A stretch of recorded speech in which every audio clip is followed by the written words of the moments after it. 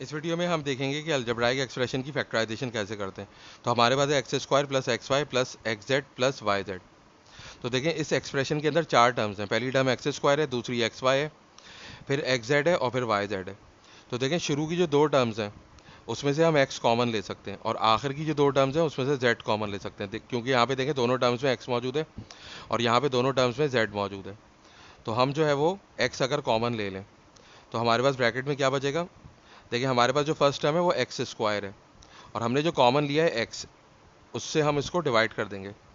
तो जब डिवाइड करेंगे तो रूल ऑफ इंडिसेस के मुताबिक जब डिवीजन हो रही होती है और वेरिएबल सेम होते हैं तो पावर सब्ट्रैक्ट हो जाती है। तो नीचे कुछ भी पावर नहीं है, मतलब नीचे पावर वन है। तो टू माइनस वन क्या हो जाएगा, वन हो जाएगा। तो एक्स की पावर वन हो जाएगी और पावर वन हम लिखते नहीं है।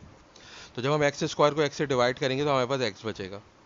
तो यहाँ पे हम एक्स लिख देंगे, फिर ये प्लस का साइन आएगा। फिर ये जो हमारे पास सेकंड टर्म है एक्स वाई, इसको हम किससे डिवाइड करेंगे, ये जो जो हमने कॉमन लिया है।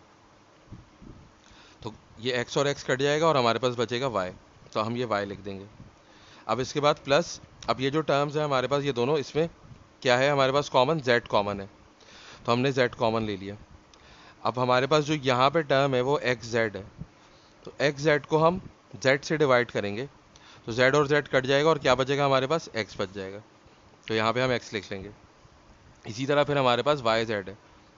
तो वाई जेड को हम जेड से डिवाइड कर देंगे तो जेड और जेड कट जाएगा और वाई बच जाएगा। तो फिर प्लस ये प्लस वाला साइन यहाँ से आया हमारे पास और फिर वाई लिख देंगे।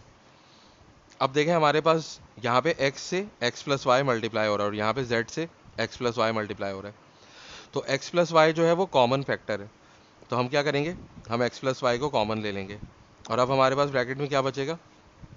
देखें ये जो टर्म है हमारे पास ये है x multiply by X plus Y और हमने कॉमन क्या लिया है, x प्लस वाई। तो ये x प्लस वाई और x प्लस वाई कट जाएगा और क्या बचेगा हमारे पास, x बचेगा। तो हम इस x को यहाँ पे लिख लेंगे। इसी तरीके से फिर प्लस का साइन आएगा।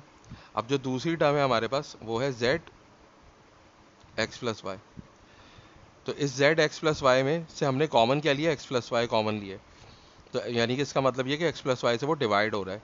तो एक्स प्लस वाई और एक्स प्लस वाई कट जाएगा और यहाँ पे क्या बच जाएगा, जेड बच जाएगा। तो इस तरीके से हम किसी भी अलजेब्राइक एक्सप्रेशन की फैक्टराइजेशन कर सकते हैं जिसके अंदर चार टर्म्स हो। तो उसके अंदर हम पहले क्या करते हैं कि शुरू की दो टर्म्स में से कॉमन लेंगे, फिर आखिर की दो टर्म्स में से कॉमन लेंगे, फिर जो कॉमन फैक्टर होगा उसे हम कॉमन लेंगे और इस तरह हमारे पास फाइनल आंसर आ जाएगा फैक्टराइजेशन का।